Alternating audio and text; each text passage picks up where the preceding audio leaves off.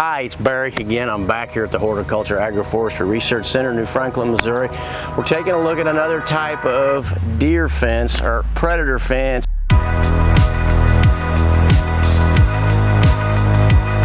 Hi everybody, I'm Barry Eschenbrenner. I am the Senior Farm Manager at the Horticulture and Agroforestry Research Center farm here in New Franklin, Missouri. Right now this is a tomato garden, and we're doing a study on with some herbicides that are on tomatoes. Here's another fence that we have constructed this past winter. So it is electric up here. We're using poly wire once again, but down below this is what we call a hog panel. A hog panel is a 16-foot heavy metal panel. And as you can tell, it gets smaller as it goes down. And the idea, that's to keep pigs in. That's what it's primarily for. So what we're using it for here is to keep animals out. So, I mean, an animal could crawl up, and our thinking was if it crawled up this high, maybe it would get hit. And if it's touching this, it's still grounded, so it would get zapped. We have seen so far this year, we have had some issues with rabbits. Now the rabbit can probably come up in here and jump in and get in, and he's not going to get zapped. So we're going to come back on this particular fence. The professor would like us to come in here, so we're going to put another smaller wire to keep those animals out.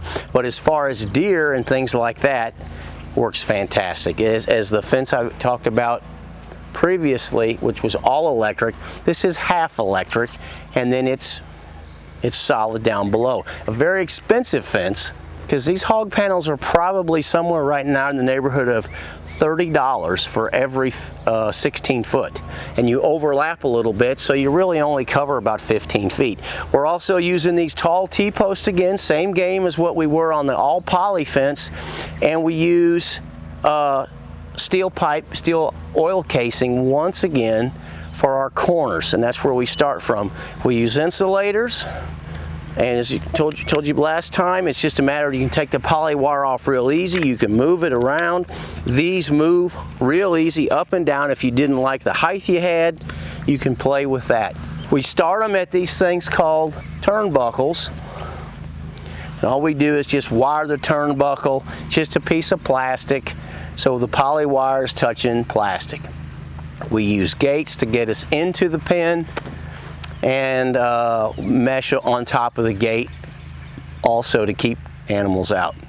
This here is kind of an example of what we've been doing around our gates. It's not the best looking, but so we use this kind of, this black, I guess this is probably some type of a poly wire too, but we use this on some of the other deer fence on the farm where it does the entire perimeter.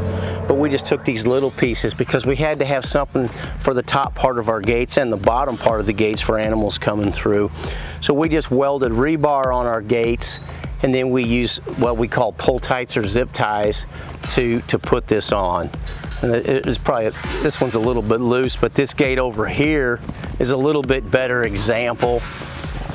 You know, it's not, as I always say, it's not the best looking thing in the world, but it does the job. Because you can see not only does it keep stuff out from up here, it works down here on the bottom to keep the smaller animals out, and we use these zip ties just to tie it on. So it works out just fine. It's a very good fence. The nice thing about it is if you want to turn the power off, you lose power, you don't really lose a fence. You still got this thing right here, and if the animals have ever been here and been bit by this electric fence, they're going to stay away anyway. So this fence is probably the best fence that we have, but it's probably the most expensive fence. So see, this isn't even an acre here. This is about 1/4 of an acre if I remember correctly. So this is costly, but this is a nice fence because when you put it up, you're pretty much done. You don't have to worry about, oh no, the power's out, will something get in there? It's going to be okay. Thank you for watching this one, and we'll see you next time. Thank you for watching this video. If you enjoyed this video, please make sure that you like, share, and subscribe to our channel, Mizzou Agroforestry.